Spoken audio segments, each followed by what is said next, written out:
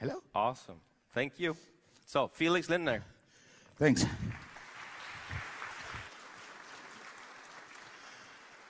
And there's neither beer nor Jägermeister on stage. What a shitty conference. Good morning. I'm FX. And this is my keynote speech that I finished 3 o'clock this morning. So, what does that mean? So, some of you might recognize the game this is modeled after. What I wanted to talk about is the more general things in our industry, scene, whatever, that we tend to overlook. Because basically, there's only one way to actually play our game, and that's playing it to win. And that's really, really bad because, usually winning means not getting hacked. So the moment you're successful, nobody cares about you. The moment you suck, you're really, really visible to the CEO. Let's look at where this all came from, right? So we started, does that work? Excellent. So we started in 1969. There was 2 computers that were connected, one being, UCLA, one being at Stanford. And so, they started typing to the console and wanted to log in into someone else's computer. Now, the 3rd character they sent actually crashed the login process on the receiving computer. So basically, in today's terms, the internet was born by an unauthenticated remote cyber attack. We had cyber attacks before we had cyber, right? But in today's legislation, that would actually cause, let's say, UCLA to get nuked by the US military. Or it could actually trigger Article 5 of the NATO, the defense situation, right? But that was not always the case. So in the beginning, people got it. People understood that, if your process crashes, you suck. It's not the other one that, is at fault. And then, we got lots of internet and lots of users, and they were supposed to be independent, right? So the whole point of this internet thingy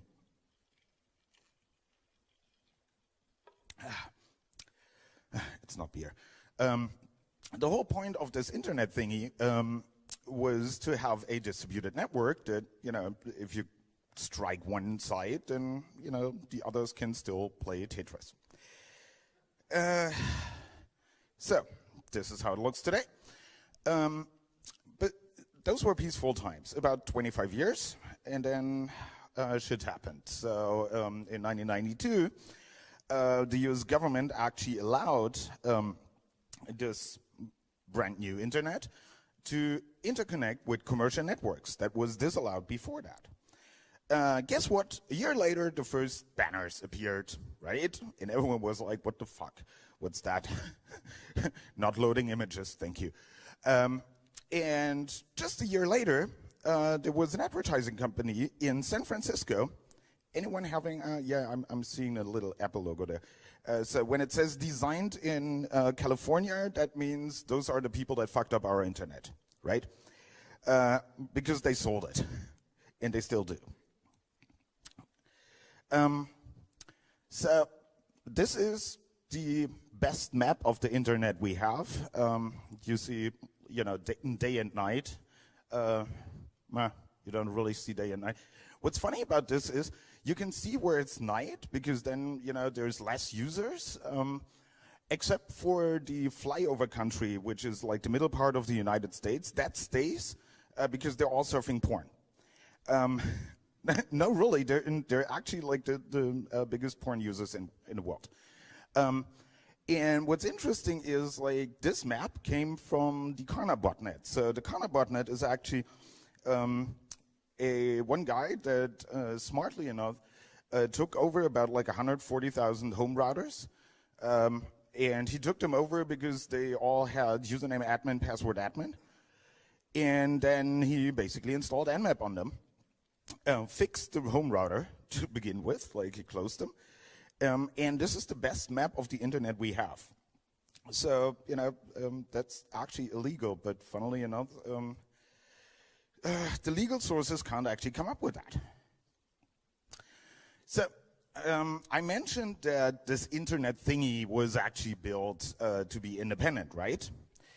Now, we managed to build a globally distributed network that will survive on its own, and then we centralized everything. This is a graph, a usage graph from about maximum 5 minutes outage of Google services. And when that happened, and that was, the time here is actually US time, I think it's PST.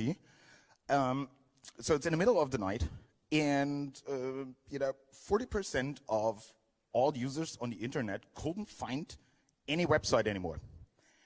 Because when they want to go to a Hotmail, they go to Google and enter Hotmail, and that didn't work anymore. So internet was broken for them. There's actually stories about people getting fired because they suggested using Bing. Yes, that happened. Financial industry, New York City. But you should realize that within those about 3 to 5 minutes, Google lost $500,000 in ad revenue, just pure ad revenue, which is all of you clicking on Google, right? Because you're the product. And no other company in the world actually reported any financial damages, which is interesting when you compare that to their statements that they usually do about how much revenue they lose because of cyber attacks and evil people like me. Yeah. So this is all very, very similar to an old science fiction novel, which is dear to my heart. Basically, if you look at it, so what I'm talking about is the novel from Frank Herbert, Dune, of course. And the core message in Dune is he who controls the spice controls the universe. Now, what is spice? Basically, the whole universe of Dune revolves around this concept that there is one planet which is, a shithole called Arrakis or Dune, and there is basically a rare earth element. In other words, a drug. Think of it as a natural occurrence of, let's say, cocaine. And nothing in the Dune world actually works without this spice, right? So navigation doesn't work, computing doesn't work, religion needs it. Pretty similar to some drugs in the United States. And for us, the internet has a very similar role because it's one unique thing that if you control it, you control the entire known universe. What's interesting here is, what's interesting here is there can only be one controlling entity, right? There's no way that you can actually share this nicely because, if you can control the known universe, you're not sharing this control with anyone else. That's just the way humans are, right? And so you can think of it as basically like porn on the internet, right? Without internet, we also had porn, but we had to go to shops or trade DVDs or whatever. So that's basically the unique source, right? And also very similar to our internet situation is that there's an imperator that we may or may not have. But governance is basically given to one of the great houses in Dune, which is very similar to our ICANN situation. If you followed end of last year, how let's say, Arabian imperators tried to take control of the internet, you see a very, very similar pattern. Now, what are the great houses in our case? This is especially made for Sergey. I think he's going to love it. So basically, we have three major players. The first major player is calling itself, funnily enough, the Global Observer. Can I get some beer? So, the Global Observer is actually a threat model. It's a threat model within the NSA. The NSA coined this term as a requirement for cryptographic algorithms that they develop. And the requirement was under the assumption that there's a global observer, meaning there's a threat actor that monitors the entire world. The cryptos must still hold. Funnily enough, they're the only one. The second house is what I call the Lord of Ring Zero. So this is basically people that don't have a global observer status, but they have really good hackers.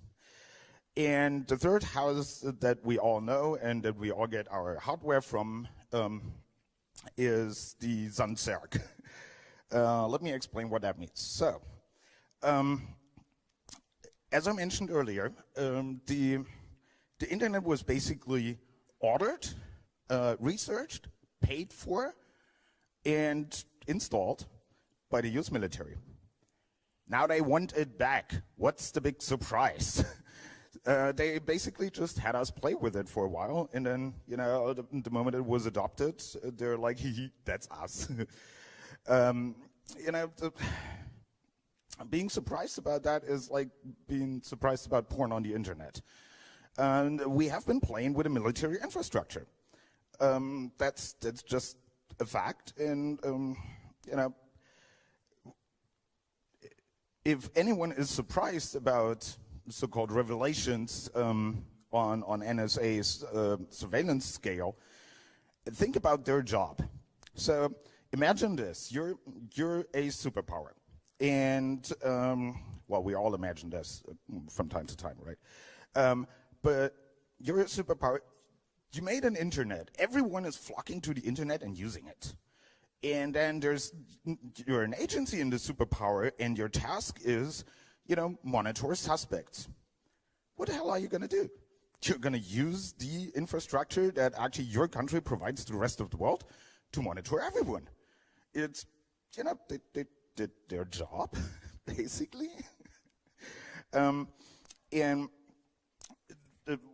Yeah, why shouldn't they do anything else? It would actually be an embarrassment for them if they hadn't done it this way, right? Because they can. Yes, we can.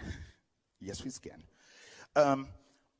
So the other players actually don't have that luxury. The other players don't actually control the entire infrastructure. So, well, they... Don't you like the Crimea thing? But they have, you know, really strong ties to people that can, you know, do things. Basically,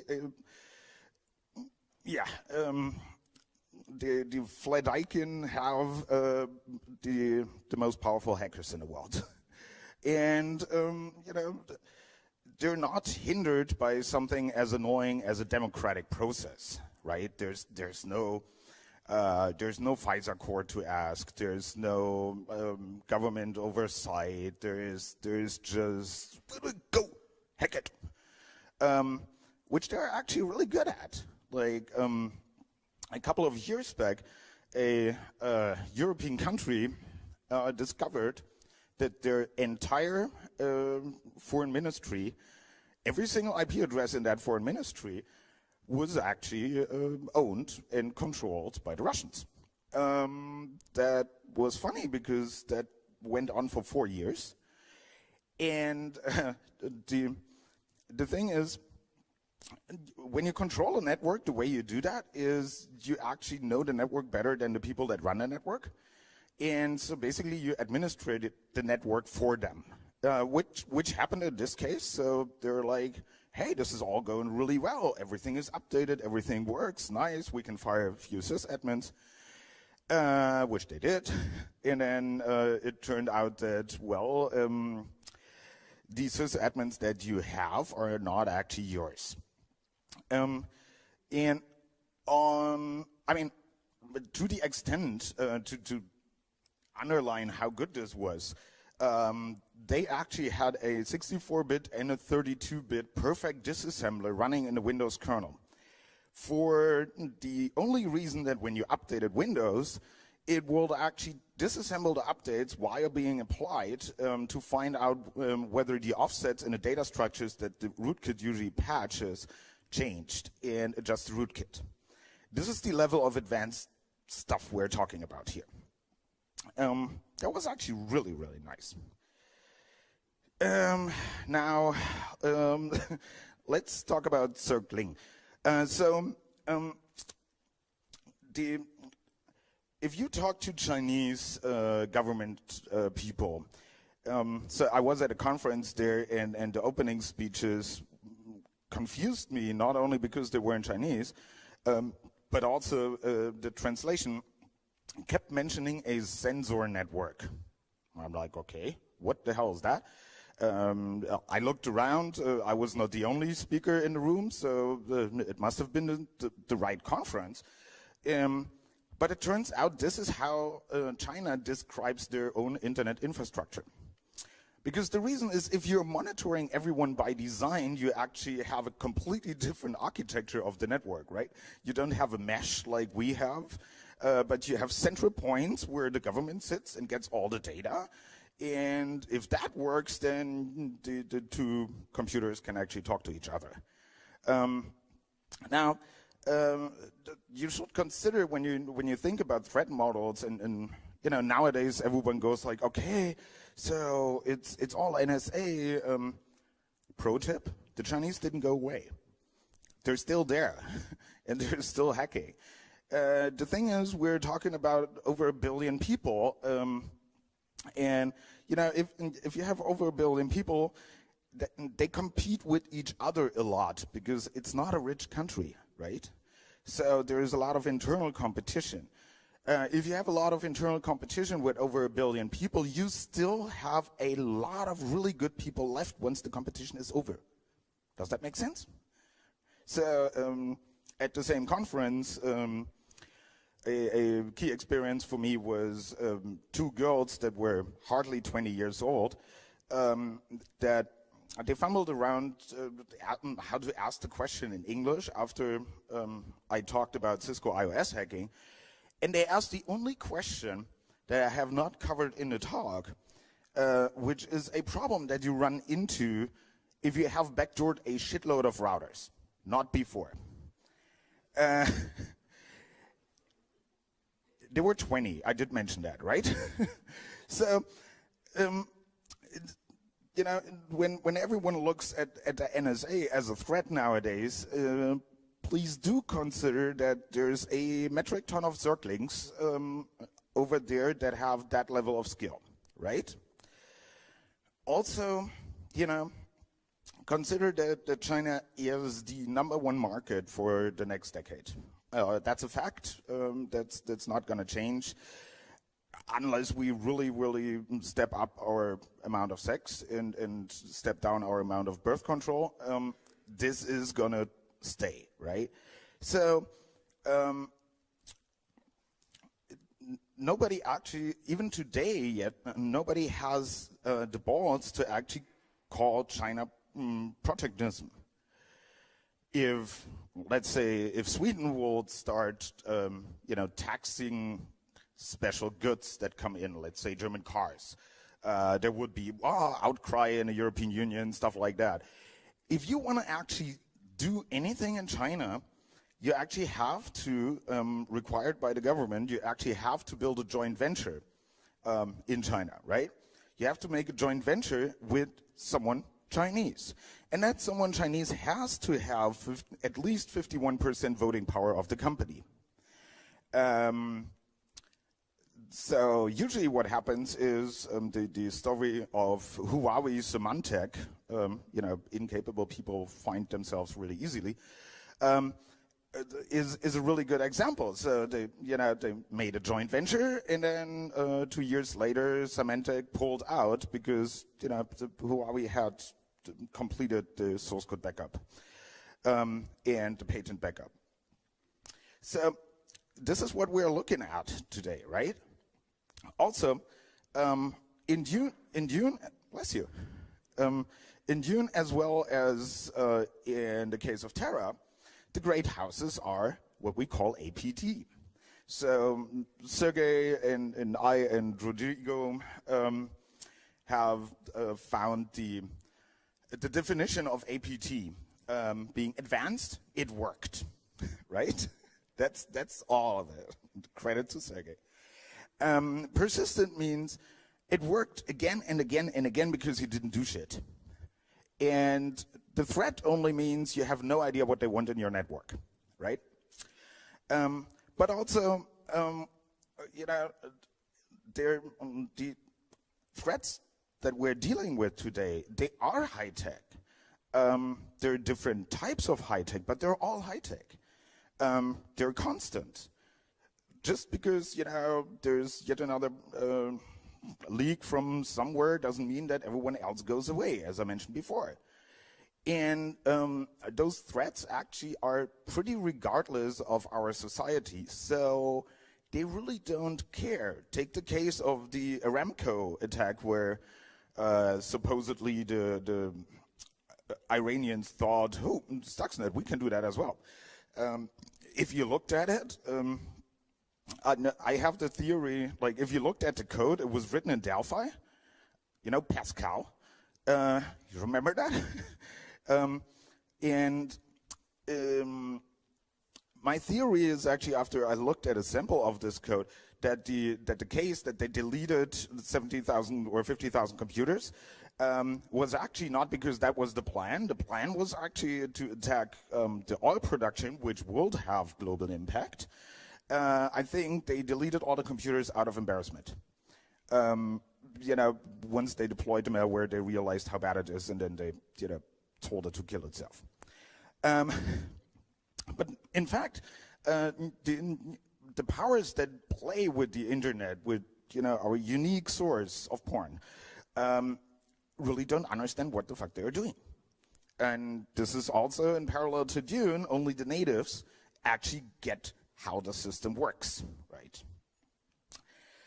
And that's what is systematic knowledge. So in the case of Dune, the Freemen are the only ones that understand the relation between a big worm, which is a native thing in Dune, and the spice that everyone is after. For everyone else, the worm is just a threat. Like hackers on the internet, right? And the great worm, in fact, is actually essential to the spice production, which is also very similar to, who keeps the internet running. Hackers are not only the evil people, but, people that dream BGP are hackers in my terminology, right? And the funny part is that the worm is essential for spice production, and the other part is water and excrement. So talk about making shit happen. But so the big powers, try to kill the worm that is actually essential for the production of what they want. The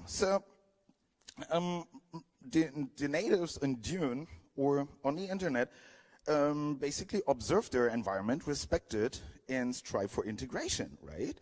And they understand that they will never actually get the full picture. And they also resist temptations of luxury and, out of tradition. So if I would imagine a Freeman coming to Terra today, and I will tell him about hackers using Gmail, he would probably religiously kill those hackers. You know, the standard argument is, but it's so convenient, and then I keep thinking, well, being dead is also pretty convenient. And, you know, the framework would actually insist on using PGP. There's always some asshole basically selling his soul, but they have a honorable procedure, you know, how you can actually restore your honor by, you know, assuming your full responsibility and not dodging it. Also very similar between Dune and our internet is there's messiahs, more than one. And, you know, what Frank Herbert showed nicely is that, you know, every hero's legacy is perverted eventually, provided that person was a hero to begin with. Now, let's talk about full disclosure. Because full disclosure has some relevance to you know, secrecy and leaks and stuff like that. So where does full disclosure come from? Basically, back in the day, when you had internet servers, let's say Sun Solaris, right? It came with enough vulnerabilities for, you know, 20 remote roots by default. Now, the thing was, if you complained to Sun, even as a paying customer, they would say, oh, no, we're busy writing Java. So the only way to actually get stuff fixed in order to protect your own damn systems, you will actually need to publicly shame them. And public shaming is what full disclosure was meant to do. Now, there's this age-long discussion whether full disclosure is okay to do or not, which is still fiercely fought. But interestingly enough, it is not the first time. The first documented full disclosure discussion comes from the 1850s in UK, when the discussion went about locksmith and people that code lockpick and whether it's okay to actually teach each other lockpicking. Now, full disclosure is important enough that it's actually standardized with ISO by now. Funnily enough, for those people that still love to bash Microsoft, that was actually driven by Microsoft. And full disclosure is going away due to the three houses fighting over our internet and, you know, using their natives as much as they can. And with full disclosure going away, perversely, all the tools that we rely on also go away. Vulnerability scanners? What the hell are you scanning for if you don't know the vulnerabilities? So that's probably not a good thing. And nowadays, you know, we see news outlets that run stories about how things are, allegedly based on material from Mr. Snowden, which was supposedly reviewed by that news outlet. I could claim the same thing and prove as much as they do, right? The thing is, they tell us, look, here in your country, this organization has been hacked and that organization has been hacked. You know what? If hackers will actually do that, they will go to jail, right?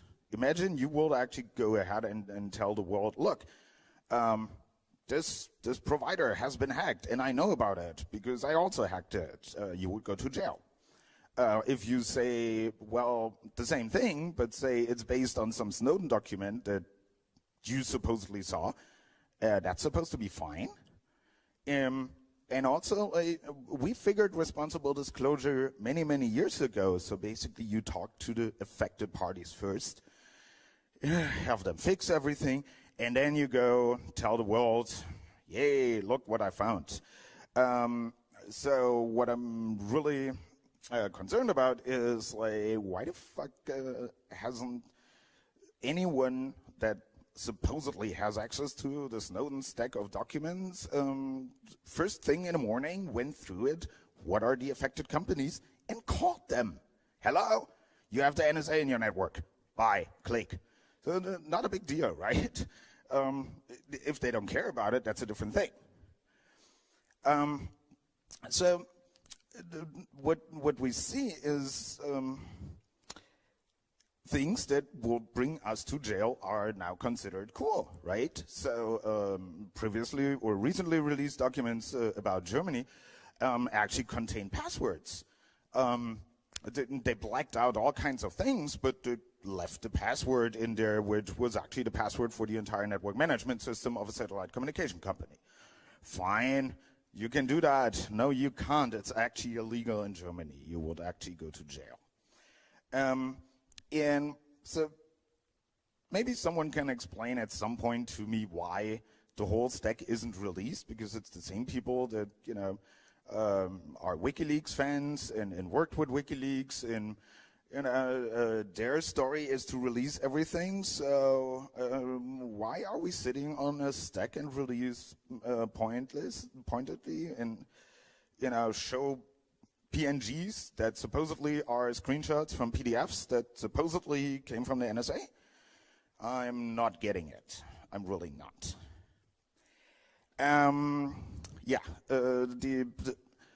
By Occam's razor, which means the simplest answer is mostly, or is often the correct one, we might be looking at the phenomenon of today's revolutionaries become tomorrow's dictators, unfortunately. Whatever. We actually have work to do, right? Because we still can't buy secure computers. So let's talk about that instead of PNGs. You remember the time when people, or do you remember people, or maybe know people, that when they're supposed to talk about computer security, they say firewall? Let me explain where that came from. So, I'm talking about a few paradigms here. The perimeter security paradigm, that's the firewall thingy, right? So the idea is outside is war, inside is good. In fact, this was never really a security device. It was actually a organizational measure. Basically, what's called personal firewalls was, you know, developed quite a while ago and was called a TCP wrapper or turning off the daemon. But so this had the problem that you actually had to call everyone in the organization and say, turn off sendmail. It sucks, and it's on Solaris. Turn it off, right? And occasionally people would not do it. So then Pharma and VitsVN came up with this idea of, well, we could put a host in front where we basically don't let through port 25, and then Professor Dr. Joey Sixpack can keep running sendmail because he's not going to be affected. The problem with that is, the whole problem with the firewall idea is, it is the opposite of what you actually want when you connect computers to networks. Because, you know, to have the value of a computer connected to a network, the computer needs to talk on the network. So if you turn it off, then why do you have a network in the first place? And that doesn't really scale. So we came up with the next idea. Because we could still not bother Professor Dr. Joey Sixpack to actually do shit, we figured, well, let's find the focal points, you know, let's find something and cut this hole, like, you know, plug this hole and be good. So, yeah, because everyone exploits sendmail. Now the problem is, the idea is clear. You want to be minimal invasive, you know, the business is not bothered with your security, blah, blah. And the problem is it's fundamentally flawed because hackers tend not to be natural disasters. They might smell like some, but they're not statistically, right? So if you plug the most common hole, it stops being the most common hole because everyone goes somewhere else, right? So that really doesn't work. And also, if you put up a fancy protection over something, people break in other ways, and then the next thing they do is look at the thing that you put a fancy protection on because apparently it's valuable and apparently it's vulnerable, right? Because otherwise you wouldn't have invested in a protection. So, in which case we came around and invented Snort. The detection paradigm. So the idea is pretty much the same for antivirus, for IDS, for IPS, blah, blah, blah. The next silver bullet is you basically detect the attack when it happens. Cool. Well, that ignores the composite nature of computers and of attacks. That means, there's a reason why IDSs just look silly just when you use fucking Metasploit and tell it to use whatever encoder and some other payload. Because, they're composed. Computers are composed. Attacks are composed. So, not really good. Also, there's a tactical problem because there's a situational awareness issue for the people running and defending the network. Why is nobody looking at IDS logs? Because it's pointless. Either the attack was so obvious that you should have prevented it in the first place, or, bless you, you're not really sure what it is. It could be, in most cases, it is a false positive. But if it's an indicator of something larger going on, you now have to, in real time, verify that it's actually something larger going on. In which case, the decentralized backup in Asia already happened, right? And then the last thing we came up with is, or not the last, but like one of the last, is the vulnerability identification paradigm. So basically, we try to find all the vulnerabilities and fix them. That's a good thing to begin with. It, sounds good. It actually acknowledges the root cause that your shit sucks. But, it ignores the whole class of vulnerabilities, which happens to be one of the biggest. It's the interface vulnerabilities, so two things talk to each other and don't understand the same thing. And did I mention that full disclosure goes away? Because, you're getting a couple of 100,000 for a vulnerability if it's an actual exploit, so you're not telling them. And perversely, most software vendors, especially in the US, really support full disclosure going away. Because, if the vulnerability isn't announced, then it didn't really happen, right? So you're not vulnerable. Then it's fuzzing. So, fuzzing was, before some kids talked about it, was called worst case boundary testing. And it was clear that worst case boundary testing does not scale. Now we call it fuzzing, and we think we're finding all the vulnerabilities with it. Not likely. So, here's the states. Here's the 1-bit variables that you have in your program, just 200. I assume your program has more. And then here's the number of states. Please note that the y-axis is a logarithmic scale, right? So, no, you should not be fuzzing. You should be thinking about the shit you're building. Because the problem being that, security software is actually, quality-wise, except for call center support bullshit, the worst software in the world. Veracode actually has solid numbers on that. There is no software that is worse, or almost no software that is worse than security tools, like firewalls. Basically, by quality level, you will be better off defending your network with Microsoft Word than with a checkpoint firewall, okay? For multiple reasons, because Word also doesn't have a back channel to Israel. But this is not how we go forward, right? Software vendors increasingly handle product security as a public relations problem. Talk about Apple or Oracle. So basically, If it's not in a press, the vulnerability doesn't exist. And all your customers think you're really cool, and they fire the people that usually will install the patches that you ship, right? And if all that doesn't work, there's still DMCA or whatever, local law to make the hackers shut up. The thing is, secret services, militaries, and whoever else like to blow PR up in our faces. Give you an idea. So, take as an example, Cisco. I have a long relation with Cisco. They love me, more or less. So, they pour lots and lots of money in their marketing about their security services and their knowledge about the Internet of Things, meaning we're connecting more broken shit to our internet. So the core of everything they're making money with right now, Cisco became the second biggest server vendor, perversely, because they fucked up routers. Now they needed something else to fuck up. So they're a big data center vendor now. And at the core of them, there's virtual networking, right? Virtual networking sounds really good, especially if you're a Cisco.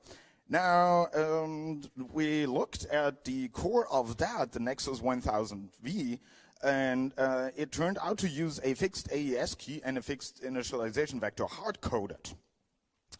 It turned out the whole Nexus product line does that. So we talked to Cisco. And it's a design vulnerability. And I really talked to them. Like, I have a call with the entire product team. This is all being for free, mind you. And so I tell them, look, there's easy ways to actually fix that. There's lots of shared secrets between your ESX servers. Use those shared secrets. You don't have to use the hard-coded key. And here's a migration path you could do. They had to open a bug. What happens is they frequently just closed it as fixed and told the customers everything is fine now, which they still do. It's basically cheaper to lie to your customers than actually do anything. So this is what actually happens nowadays. It is, everyone thinks, hey, let's put stuff in a cloud. It's more secure, No, basically what they think is, yay, then security is someone else's problem. And so they put everything in the cloud and just hope that things will do better. But, they will not. As I said, full disclosure, sadly died. So in case you do have, this being a keynote, I needed to provide a key, right? So in case you do have VMware clouds running virtual Cisco infrastructure, this is a value that you potentially should apply to AES and packets that go over your network, which will then allow you to talk on the virtual backplane of your switches and basically take over port groups and shit. Quite useful. So basically, we keep piling broken stuff on top of broken stuff, and then we're surprised that it's not helping. Let's see what we can do about that. The common wisdom says, we're running software stacks and network stacks, right? And the crazy professor actually found out that, or found the terminology that, the stack is a lie, right? Welcome to composition. It is not really a stack, unless, of course, you take a CISSP certification. Then the stack is important because it declares the boundaries of competence, which chapter you would actually need to learn for this part of the quiz. That's basically the most useful application for the stack. But you know what? We're actually really good in composition. We're actually really good in composition because we have ages and ages of practice, thanks to Denmark. Basically, all you need in composition is small, reliable building blocks in a really well-defined, not breakable interface. Well, they choose nipples. I don't, argue about that interface. For computers, we might actually need something more. And this is called a grammar. And I'm not going too deeply into that. This is just my strong recommendation that you should actually listen to Meredith and Sergey, who will actually explain LangSec to you in real. But the thing is, if your grammar is correct, you can only fuck up higher logic layers, or people betray you and then travel to Moscow. Basically, because if you have good interfaces, you can generate a lot of stuff. Do you think that the really big Lego things, someone really sits there and tries them out? No, they design them and then generate a plan how to fucking connect the Lego pieces. It might be bullshit, but then it's provably correct bullshit. Awesome. That's what we want, right? It can still be an iPhone app. So if you're not doing that, you could just go the Berlin way and, call it art. Or Nginx, Nginx. That would also work. Because, people think... So last week, I gave a talk at a founders conference, like startup seed conference, and I asked who knows what the halting problem is. Can you raise a hand if you have heard of the halting problem? Come on. Yeah. If you have not raised your hand, don't write software ever. Thank you. Thank you. Because look, it's not only the program; it's also about the input, right? The input is as much part of the problem as the program. You can't really filter input. Every input is the code that runs on the virtual machine that you call a program. Basically, everything is an interpreter, right? So think of it like your brain. Your recognizer is what makes you go, hot go, hot go. And the actual processing that should happen after the recognition is shit, ladyboy.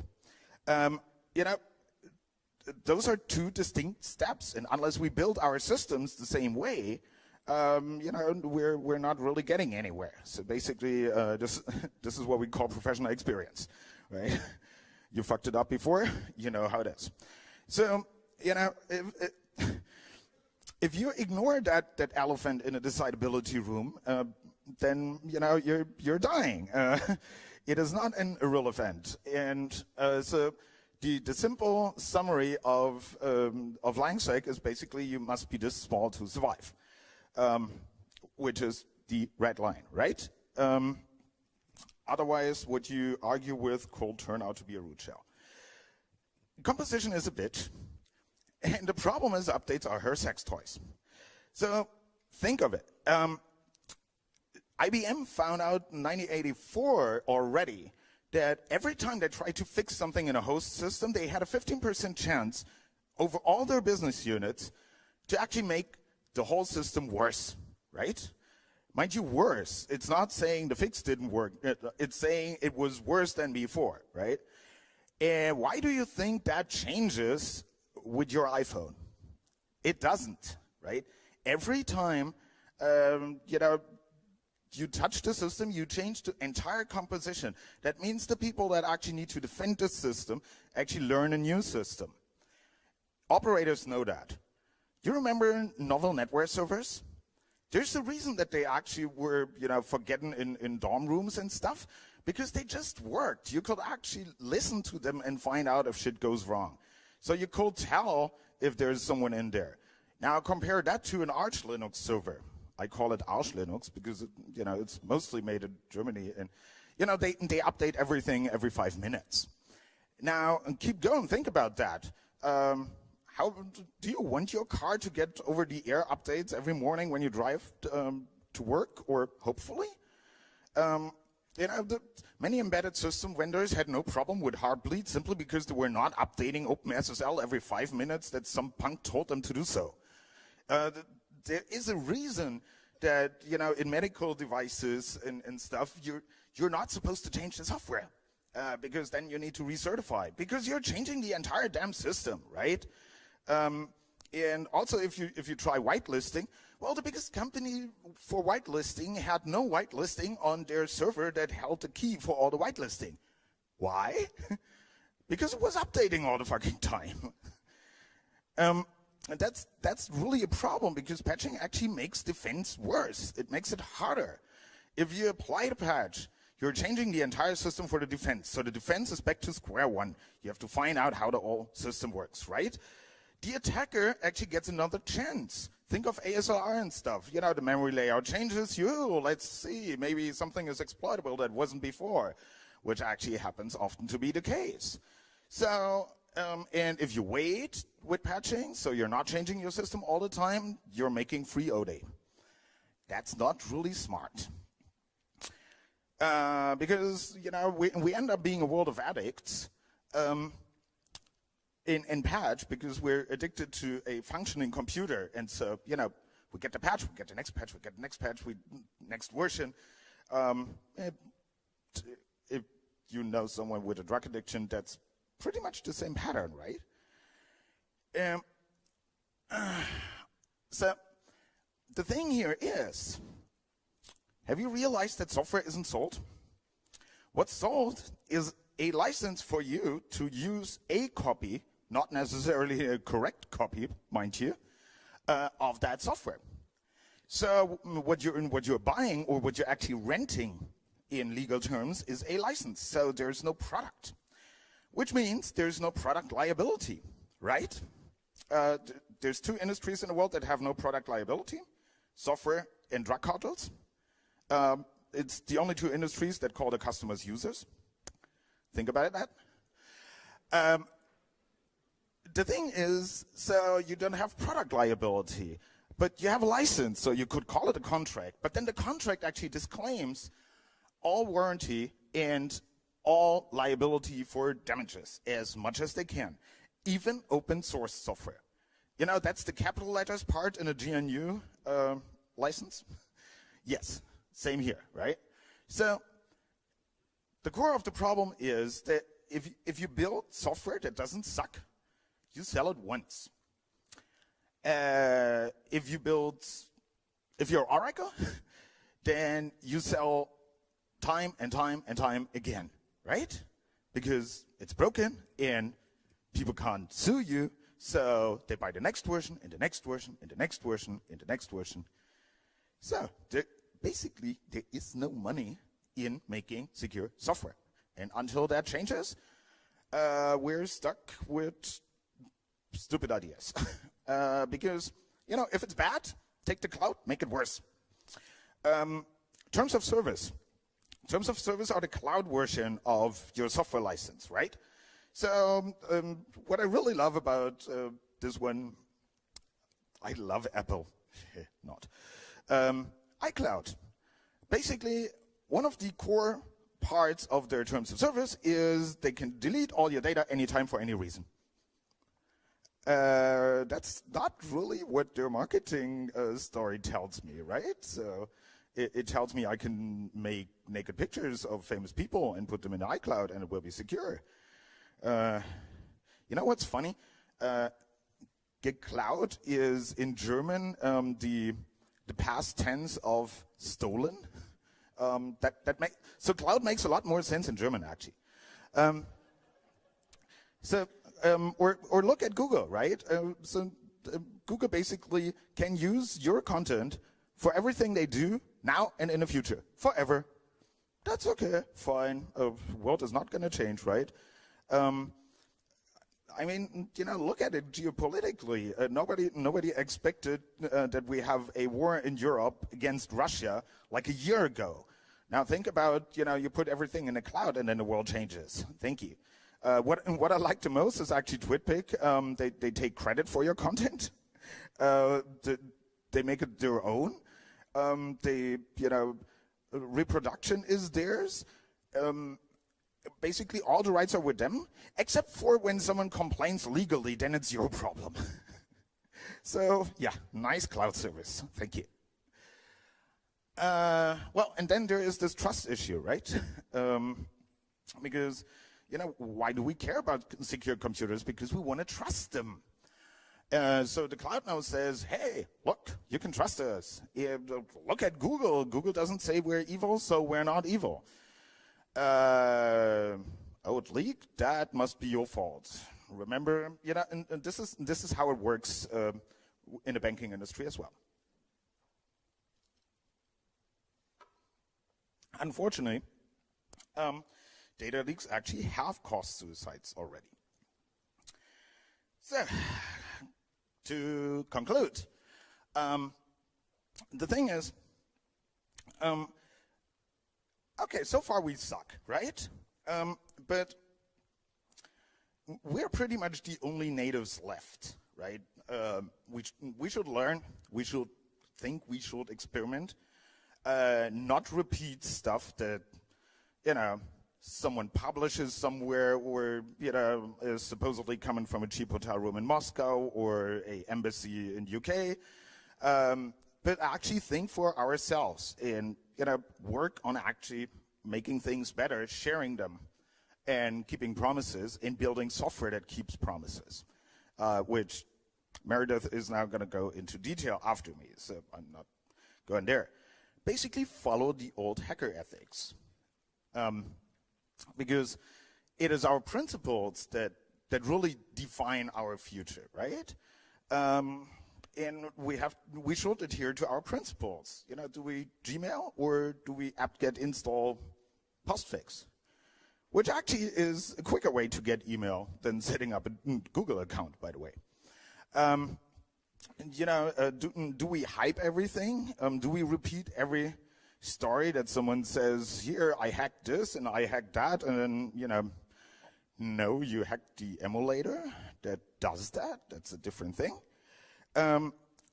Because what we repeat is what business leaders in governments actually follow. So if we make a hype out of something, then, we're calling for people that have even less idea of what they're talking about to do something, because they are paid to do shit. No matter whether they understand it or not is a different question.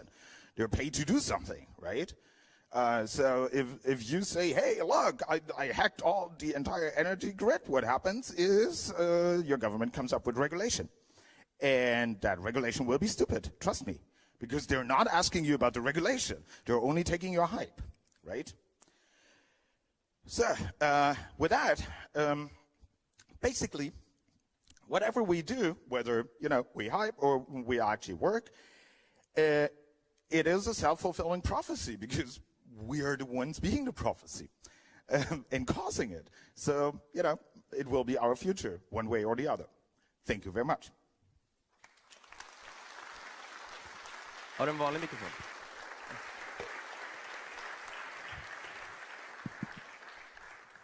Well, thank you very much, FX. I'm in time. You're on time, and this is actually amazing. I'm really happy about that. Yeah, last year I kind of remember a first speaker that dragged on like 20 minutes over time or something. Have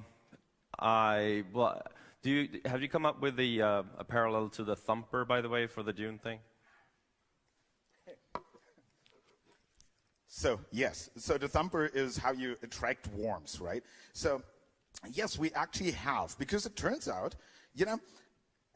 worms are segments, right? They're strings. Right. And only the natives can actually write the string. So a thumper will, in how you control the string, the grapplers, that in computer terms is 0 bytes, right? Because, longer string, shorter string. If you attract a worm like that, shall we call it PHP? Yes, why don't you? Awesome. So do we have questions for FX from the audience? We have 5 minutes before coffee break. No? Come on. No. Oh, we go.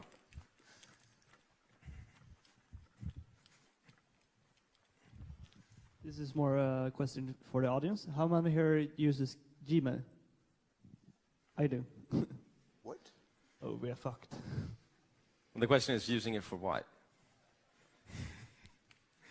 People use it ironically too. So, more questions? All right, in that case, I want to thank Felix very much. Thank you.